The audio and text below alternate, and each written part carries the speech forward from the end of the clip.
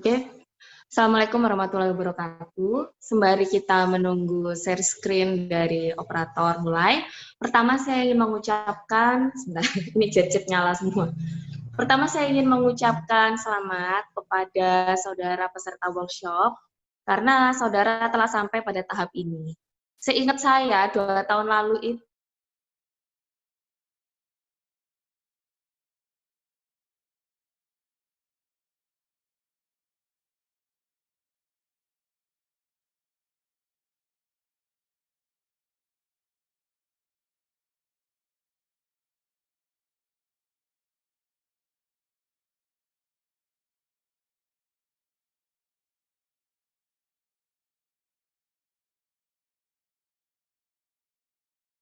judul dan rumusan masalah yang sudah kalian buat tadi. Yang sudah kalian buat.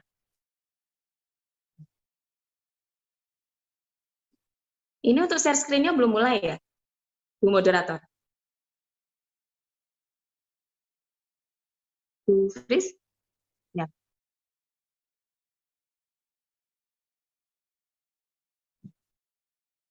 Bentar.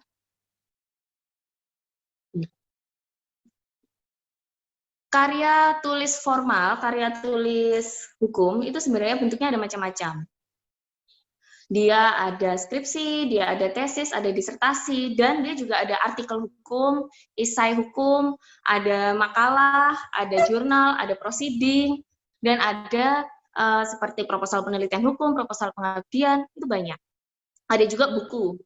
Buku itu juga ada buku yang 100% murni buku hukum, yang merupakan pengalihan dari disertasi yang dialihkan ke bentuk buku, ada juga bentuknya buku aja. Yang patut dipahami dan sering dilupakan oleh sivitas akademika adalah menulis buku, menulis skripsi, menulis makalah, dan menulis jurnal itu gayanya beda, karena produknya kan beda.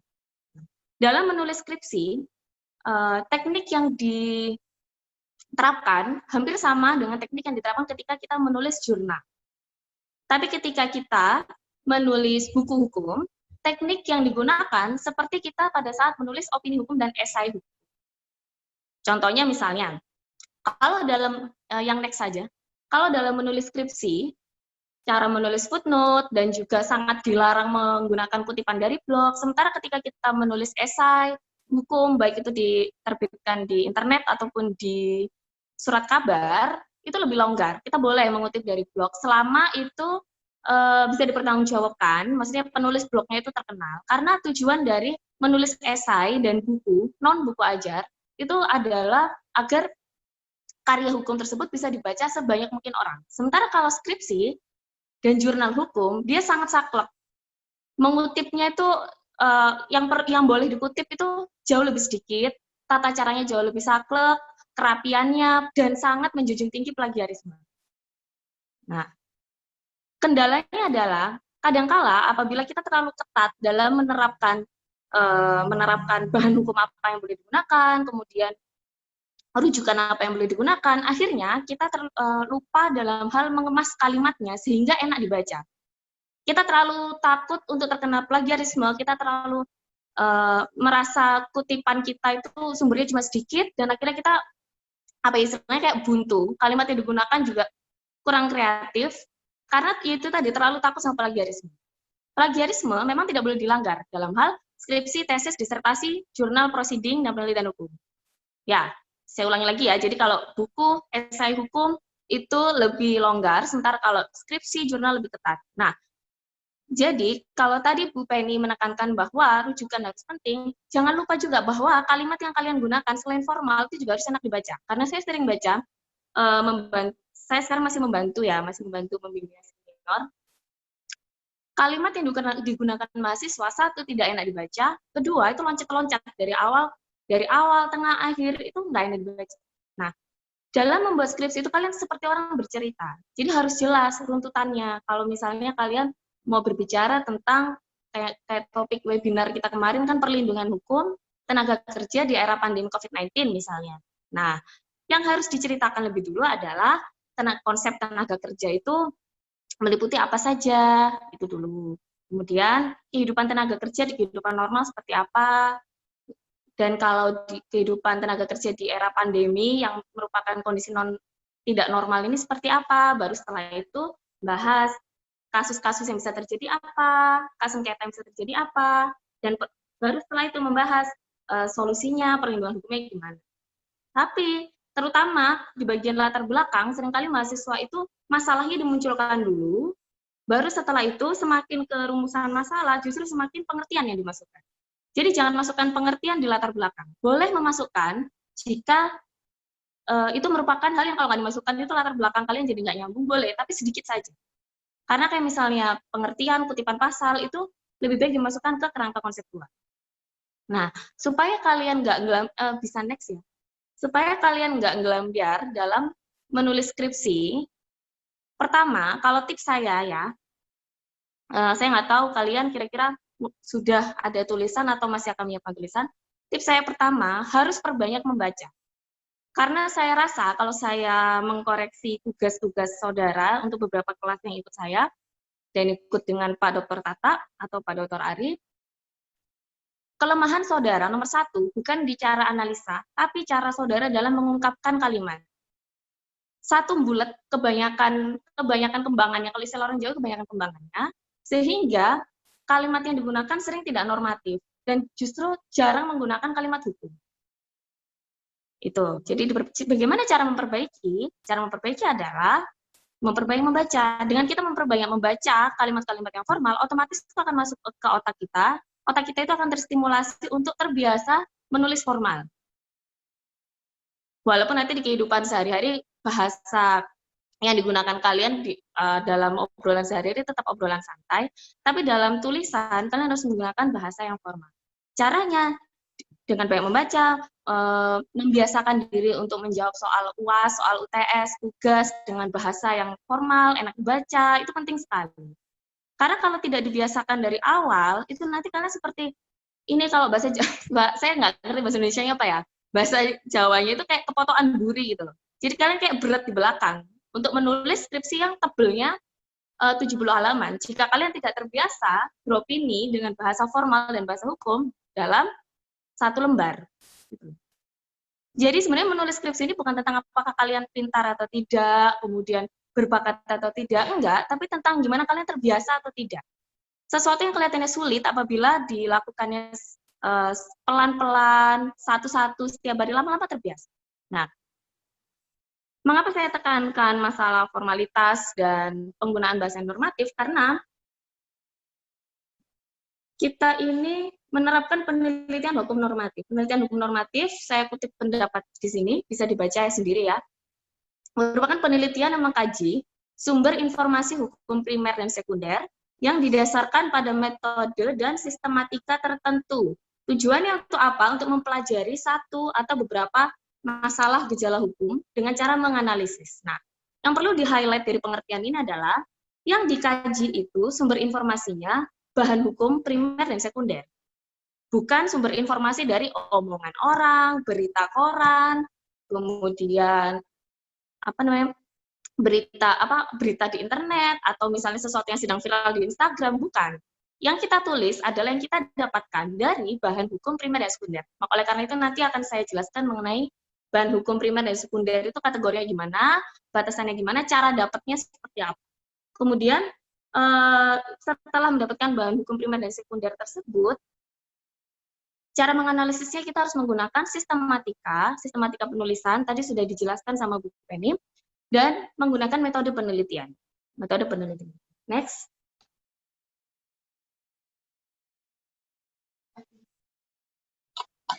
Nah, jadi dalam hukum ini metode pendekatannya yang dikenal ada 5. Ada pendekatan perundang-undangan, pendekatan konsep, pendekatan kasus, pendekatan historis, pendekatan sejarah, dan pendekatan perbandingan. Kalau tadi Bu Penny sudah membandingkan antara skripsi, tesis, dan disertasi, kalau untuk disertasi itu minimal 3 metode pendekatan. Bisa 3, bisa 4, ada juga teman saya itu 5, digunakan semua, terserah, bebas. Tesis minimal 2, tapi pada umumnya orang menggunakan 3. Karena ada universitas yang mensyaratkan minimal 2, ada yang mensyaratkan minimal 3. Tapi kalau saya waktu itu saya pakai 3. Sedangkan untuk skripsi, ini pada umumnya sama, minimal dia 2 aja cukup. Kenapa 1 kurang? Karena kalau 1 aja itu nanti kan nggak ada bandingannya. Misalnya kalian menggunakan pendekatan kasus saja. Bagaimana kita bisa menganalisa kasus tersebut kalau kita tidak membahas peraturan perundang-undangan? Kayak gitu. Jadi minimal 2. Mau milih yang mana, terserah saudara. Tapi yang paling umum dipilih itu biasanya yang nomor 1 dan nomor 2.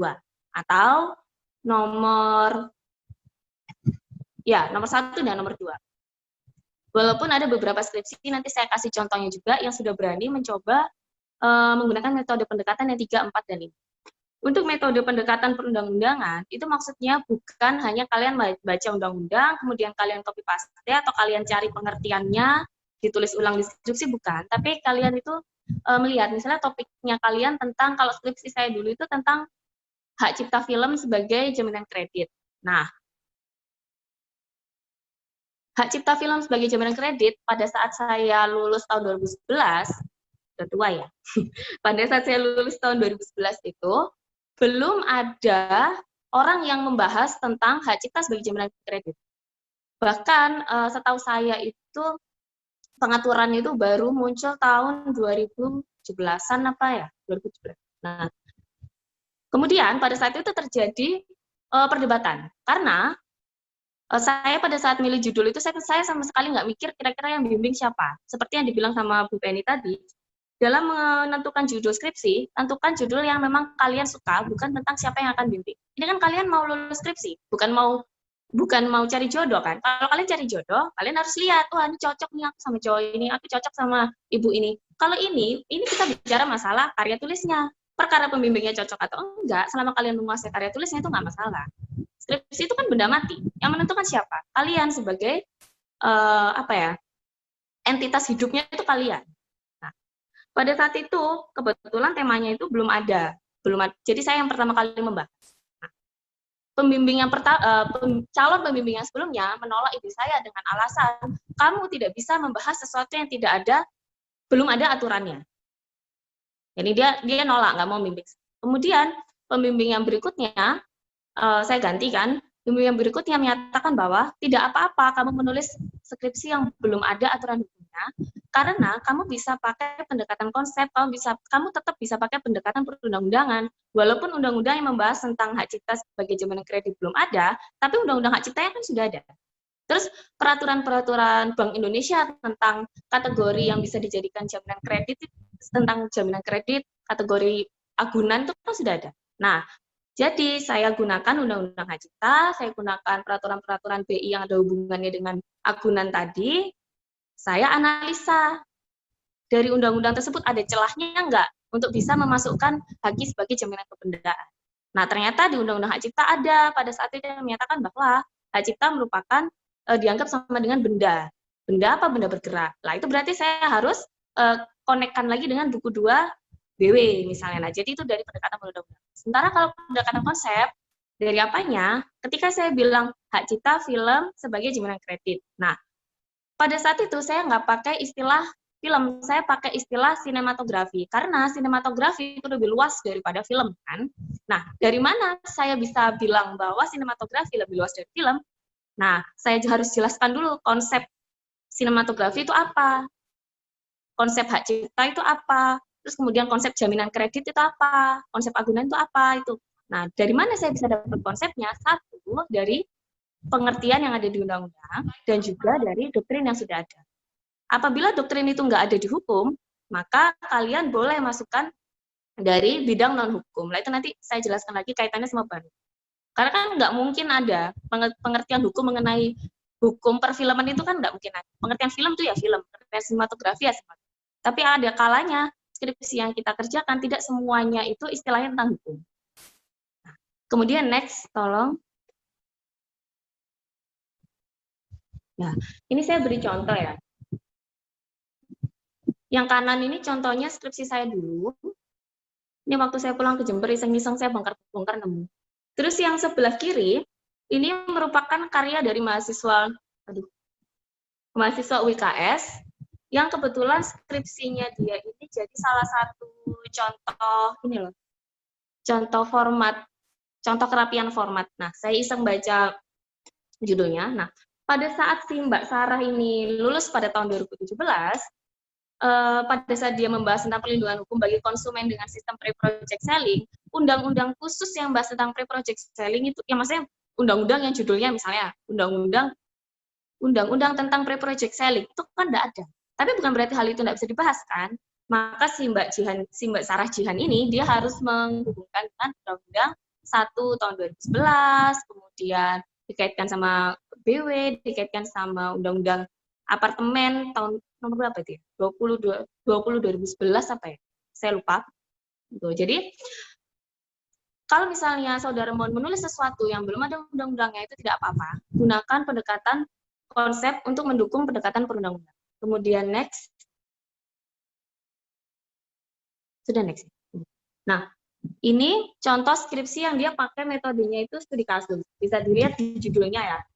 Nah, studi kasus ini bisa yang gambar sebelah kanan, tolong perhatiin layar ya. Yang gambar sebelah kanan itu bisa dalam tanda kurung studi kasus apa. Kalau waktu dulu saya kuliah di UNED, setiap ada skripsi yang menggunakan studi kasus harus menggunakan format seperti yang kanan. Nah, tapi kalau di WKS, di FHWKS ini, kalian bisa menggunakan cara yang kiri ataupun yang kanan.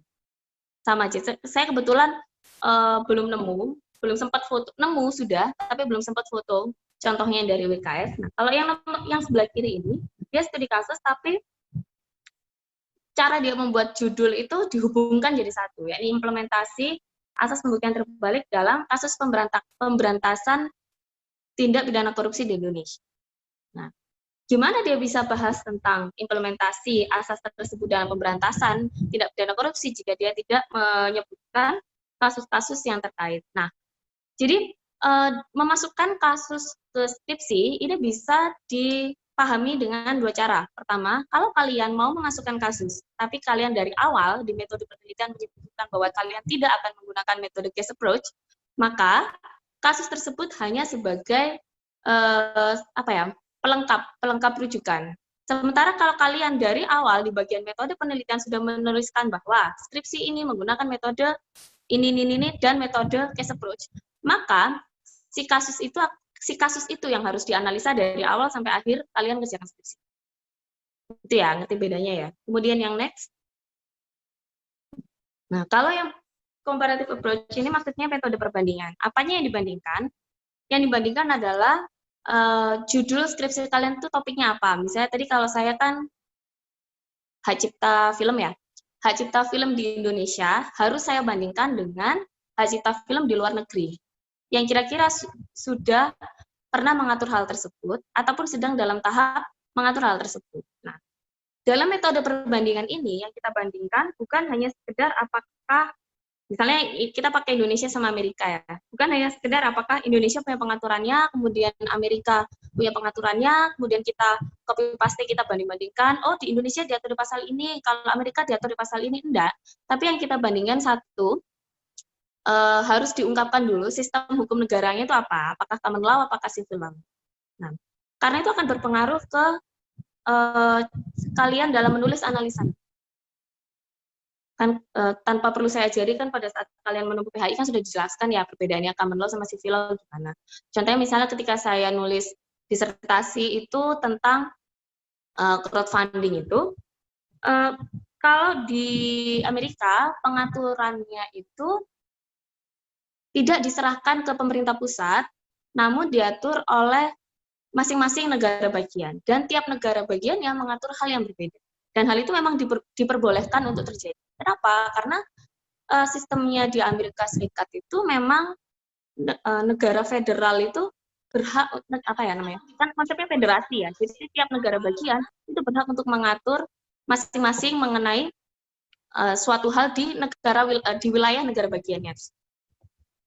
Sementara kalau di Indonesia, walaupun kita sudah menerapkan otonomi daerah, tapi kan peraturan di daerah tidak boleh bertentangan dengan peraturan pusat. Oleh karena itu, ketika kita membahas tentang hal baru, yang harus dilakukan adalah membentuk peraturan perundang-undangan baru di tingkat pusat. Itu karena kan Indonesia beda sama Amerika, berbanding. Nah, jarang biasanya skripsi yang pakai metode perbandingan. Saya sendiri dulu nggak pakai metode perbandingan, tapi mungkin kalau saudara ingin pakai ya tidak apa-apa.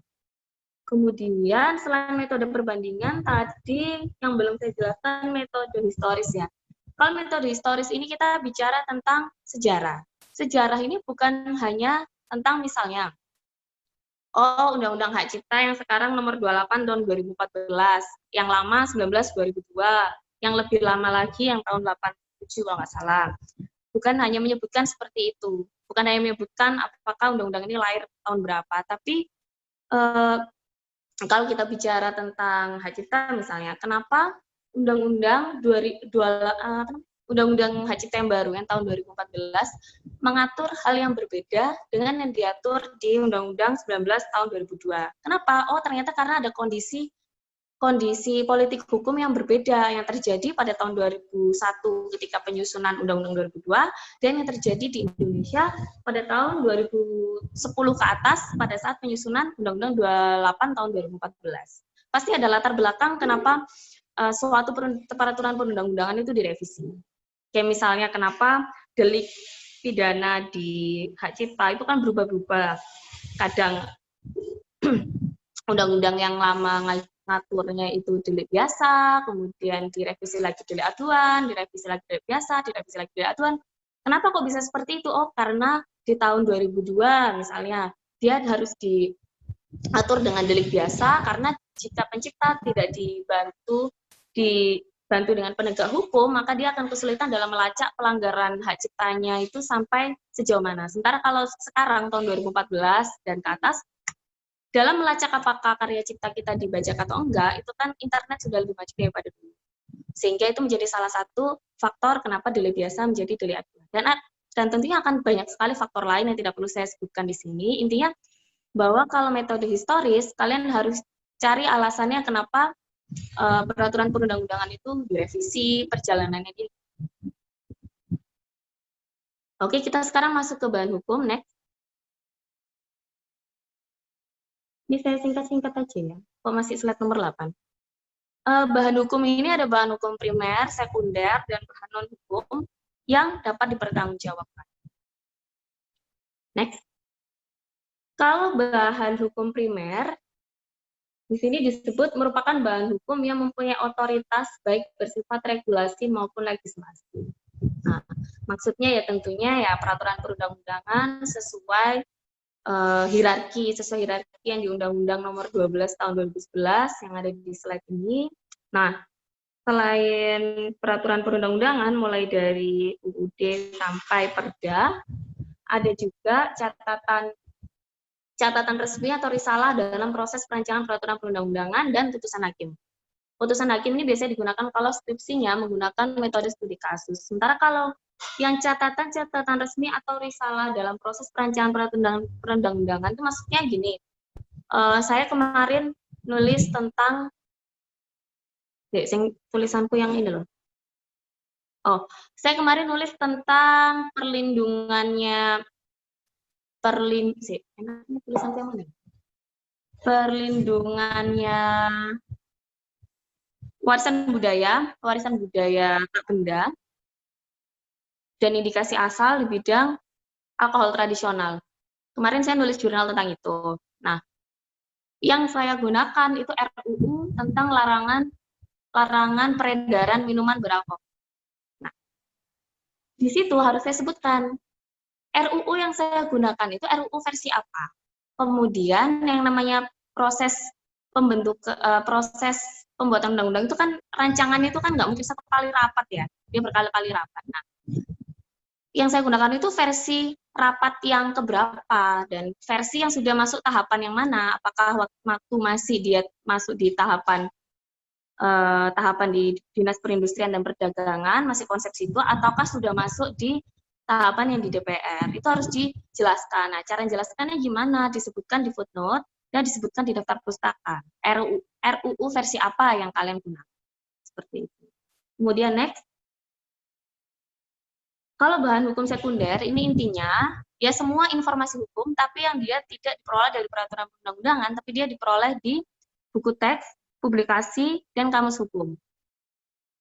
Ini, nah pertanyaannya adalah, kalau undang-undangan sudah jelas, undang-undang sudah jelas kan kalian tahu undang-undang itu seperti apa. Sementara kalau bahan hukum sekunder, Pertanyaannya, publikasi seperti apakah yang layak menjadi rujukan sebagai bahan hukum sekunder?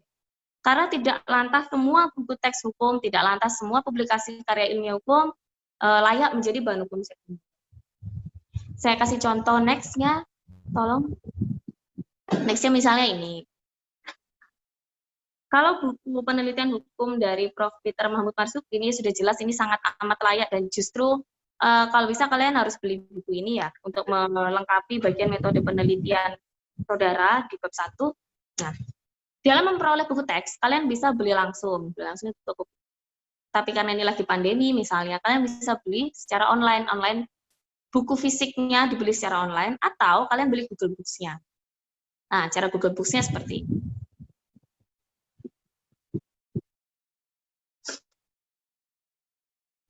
Kalian bisa beli di Play Store. Nah, kadangkala dalam menulis, bisa tolong yang next, kadangkala dalam menulis karya ilmiah, kita ingin menulis sesuatu, terutama ini, kesulitan ini sering ditemui oleh mereka yang menulis bidang yang benar-benar baru, yang belum ada buku teksnya di Indonesia, bahkan belum ada peraturan undang-undangannya.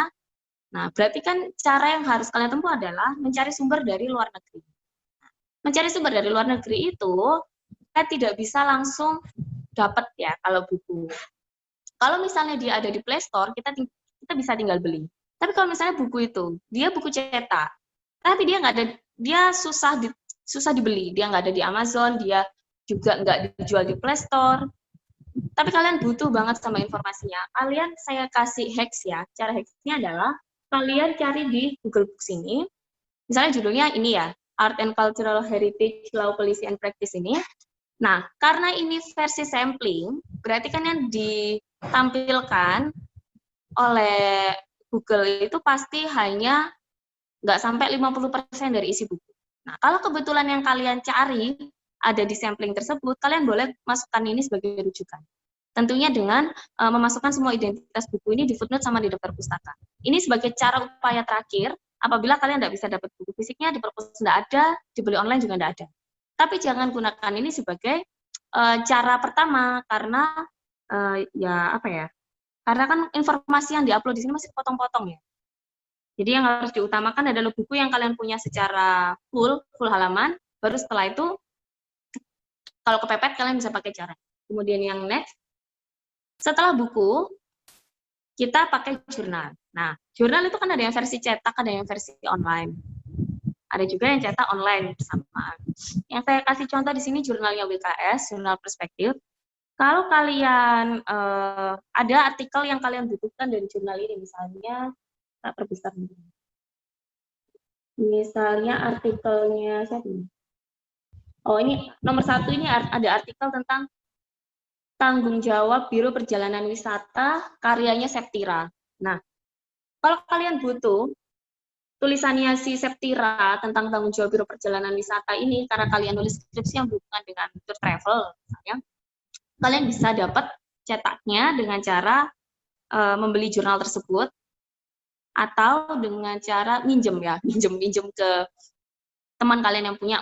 Tapi kalau misalnya cara itu dirasa susah, kalian bisa dengan cara langsung menghubungi situs jurnalnya, karena di situ pasti ada linknya. Dia terbit di edisi berapa, volume berapa, nomor berapa, tahun berapa, dan sudah ada file PDF-nya. Tapi filenya PDF, dan rata-rata tidak bisa di-copy paste. Dan memang kalian tidak boleh copy paste sembarangan. Kalian kan fungsinya di sini cuma untuk membaca saja. Kalian kan fungsinya di sini hanya membaca saja, jadi sebagai rujukan. Nah, walaupun kalian dapat jurnalnya dari online, cara ngutipnya tetap seolah-olah kalian dapat jurnalnya secara fisik. Jangan cuman copy paste URL link di website perspektif, itu jangan. Tapi ditulis jurnal perspektifnya volume berapa, nomor berapa, tahun berapa, dan dia diterbitkan di halaman berapa sampai berapa. Kemudian yang next. Nah, ya. Sementara kalau kalian masih bingung ya, masih gelambir tentang jurnal apa ya kira-kira yang perlu saya datangi untuk meminta bahan, buku apa yang perlu saya beli terkait dengan judul saya, kalian bisa manfaatkan Google Scholar. Nah, bedanya kalau kalian ketik di Google biasa, misalnya kalian ketik topik tentang hukum perdata. Itu ntar yang muncul itu cuman tulisan-tulisan blog-blog yang tidak bisa dipertanggungjawabkan yang isinya copy paste tentang materi kuliah hukum perdata. Sementara kalau kalian ketik di Google Scholar, dia itu akan otomatis memunculkan tulisan-tulisan ilmiah, sivitas akademika, baik dia itu mahasiswa ataupun dosen ataupun peneliti ataupun di luar itu, yang tulisannya itu dirujuk secara ilmiah memang. Entah karena dia di-upload, karena dia menulis jurnal, atau karena dia menulis buku, itu pasti akan otomatis muncul di Google Scholar ini.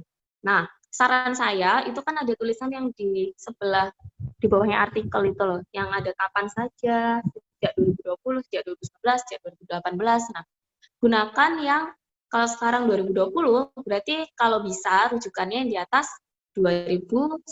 Tapi kalau nggak bisa, karena memang nggak ada rujukannya, yang di atas tahun 2010 nggak apa-apa sih. Kalau saya sih nggak apa-apa ya, pakai yang lama-lama nggak apa-apa. Tapi ya sekali lagi harus dikonfirmasikan ke dosen kalian. Di sini tuh lengkap dan semuanya udah pasti artikel ilmiah. Sehingga kalian tidak akan ada alasan kekurangan rujukan gara-gara pandemi dan tidak bisa kemana-mana.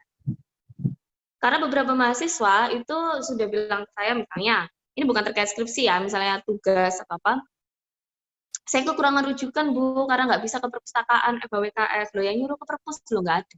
Saya cuma nyuruh rujukannya yang banyak. Caranya, ya gunakan cara-cara lain selain offline. Lagi pula kalau kalian nanti sudah terbiasa untuk membeli buku secara online, sudah terbiasa untuk memanfaatkan artikel-artikel di jurnal online dan di Google Scholar, ya pasti kalian akan lebih nyaman untuk menggunakan ini daripada hanya bergantung ke perpustakaan saja. Perpustakaan itu penting, tapi kalau lagi pandemi gini, saran saya kurangi kontak langsung, kalian bisa gunakan cara ini. Begitu pula dengan cara berikutnya, next. Nah, ini seperti platform sharing gitu. Sama seperti kalau di desain kita ada Shutterstock ya, kita ada. Nah, tapi kalau di tulisan-tulisan ilmiah, bidang hukum dan bidang di luar hukum, jadi semua bidang itu ada di akademia.edu. Tapi harus hati-hati di sini, karena ini kan dia platformnya kan free ya, free, berbasis sharing ya. Ya kalian bisa sih berlangganan, tapi saya gunakan ini secara free. Nah, kalian harus lihat dulu yang di-share sama orang itu merupakan karya ilmiah atau cuma sekedar ya upload gitu aja. Kalau yang saya screenshot di sini, yang atas, yang perlindungan haki Kopi Toraja itu bisa dipakai sebagai rujukan. Yang bawah, ini, itu yang bawah itu juga bisa. Itu seperti buku programnya, ini loh, programnya Backcraft sebelum masuk ke Kemenparekraf.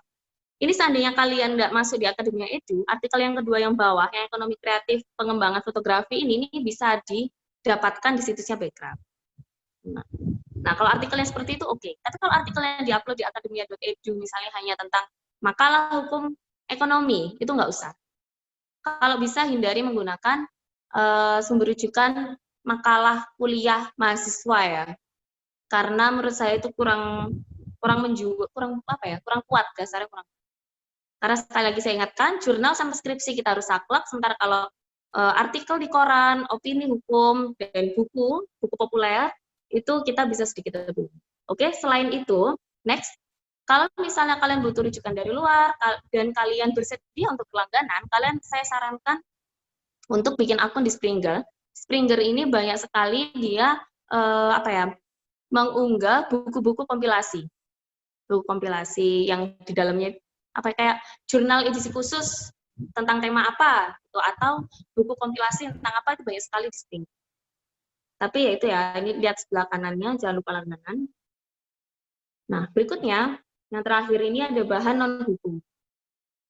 Kalau bahan non-hukum itu, dia sebenarnya bukan berarti dia lantas non-ilmiah, enggak. Minta tolong next. Tentang bahan non-hukum ini, dia itu tetap tulisan ilmiah, dan dia harus dapat dipertanggungjawabkan kualitasnya.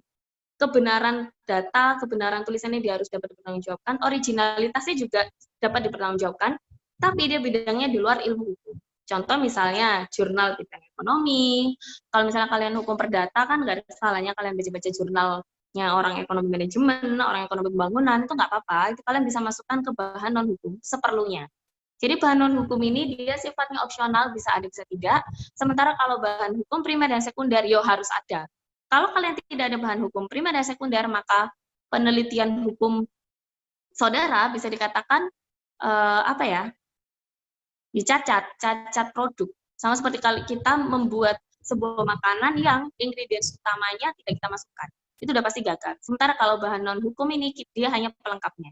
Bisa dipakai, bisa enggak. Kalau saya, tipikal yang sangat suka pakai bahan non-hukum, supaya, terutama untuk tema yang belum ada regulasinya, saya lebih mengutamakan ke bahan non-hukum. Karena itu akan memperluas wawasan kita dalam memberikan saran. Kan kalau misalnya hal itu hal baru, berarti salah satu saran yang harus kalian tulis di skripsi adalah pembentukan peraturan perundang-undangan di bidang ini, yang akan mengatur tentang ini. Nah, itu kalau kalian hanya menggunakan bahan hukum primer dan sekunder saja, dikhawatirkan pandangan kalian kurang luas. Nah, itulah fungsinya bahan hukum ilmu lain di luar. Bisa internet, bisa jurnal. Nah, kebanyakan orang, beberapa orang tuh ada yang sangat melarang penggunaan internet. Kalau saya boleh, kalian pakai internet. Dan saya sendiri juga pakai internet untuk jurnal. Tapi internet apa yang saya gunakan itu yang penting. Jadi misalnya, kalau blog, Wikipedia, itu jelas nggak boleh kan, kalau di jurnal sama skripsi, tesis, disertasi.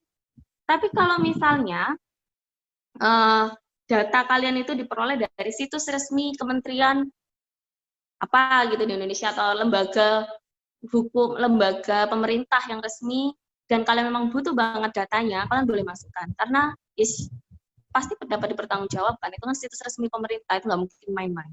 Kemudian juga, waktu saya menulis disertasi tentang crowdfunding, dan saya membahas tentang pengumpulan dana untuk musisi indie di Amerika Serikat itu, ya jelas saya nggak akan dapat bahan yang bentuknya buku atau jurnal, baik itu hukum atau non-hukum, saya dapatnya langsung dari situsnya. Jadi situs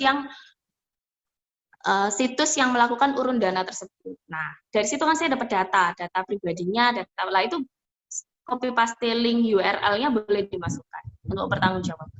Misalnya kalian membahas tentang peer-to-peer lending, misalnya itu kan internet banget ya, online banget tuh. Keamanan peer-to-peer lending dari situs Akseleran. Nah, kalian boleh memasukkan data yang dimuat oleh situsnya Akseleran ke skripsi kalian tuh masih boleh. Tapi kalau misalnya data tersebut kalian dapat dari detik.com, kapanlagi.com, yang membahas tentang peer-to-peer lending Akseleran, itu yang nggak boleh. Kayak gitu. Jadi yang penting adalah dia harus dapat ditanggung. Kemudian yang berikutnya, ini sekedar contoh. Berikutnya. Ya, berikutnya ini sekedar contoh. Ini bisa dilihat yang sebelah kiri.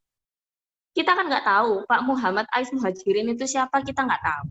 Kita juga nggak tahu dia kenapa nulis hukum perdata dan ada handout kuliahnya dia. Itu kita nggak ngerti ya kualitasnya gimana, dan dia tujuannya mengupload di situ apa. Yang sebelah kiri ini tidak bisa digunakan dalam skripsi. Begitu pula yang sebelah kanan tidak bisa digunakan dalam skripsi, karena Wikipedia merupakan situs berbagi, situs crowdsourcing tentang ilmu pengetahuan. Jadi siapapun bisa memasukkan informasi di situ sehingga kevalitannya diragukan. Kemudian yang berikutnya, ini saya hanya mengulang yang tadi disampaikan oleh Bu Penny. Berikutnya tentang sistematika skripsi. Berikutnya. Nah, kalau saya rangkum sistematika skripsi di FHWKS seperti ini saya lihat dari pedoman. Nah, kalau saya nggak tahu apakah saudara sudah dapat buku pedomannya atau belum. Tapi kalau saya waktu itu, saya dapat pedomannya itu dari TU, dari Mas Aji ya. Kalian bisa minta di Mas Aji mungkin. Dan manfaatkan skripsi senior saudara yang memang dia mengikuti buku pedoman. Karena itu akan mempermudah kalian dalam mengasosiasikan, oh yang dimaksud kata pengantar seperti ini, oh yang dimaksud abstrak seperti ini, itu lebih mudah memberi gambar. Nah, mengenai berapa jumlah bab yang bisa dimasukkan dalam skripsi, itu akan tergantung dari berapa jumlah rumusan masalah. Kemudian berikutnya, saya kasih sedikit tentang cara pengutipan.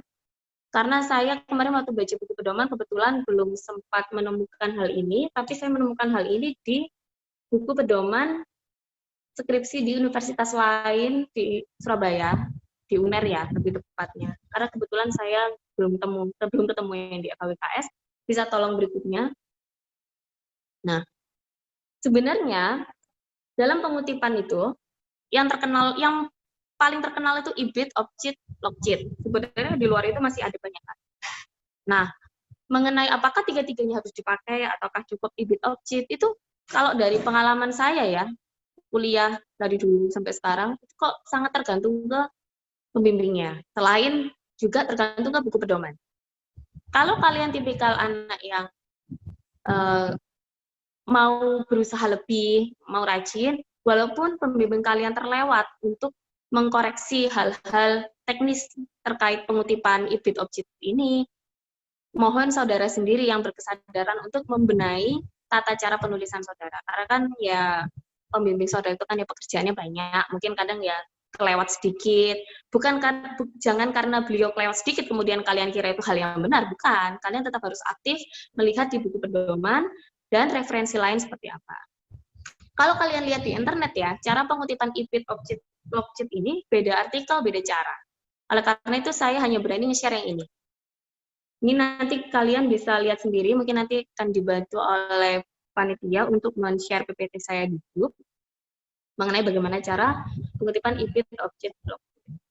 Dan ini kalau misalnya penulisnya 2, dituliskan semua namanya, tapi kalau penulisnya lebih dari itu, kalian bisa pakai DKK atau et al.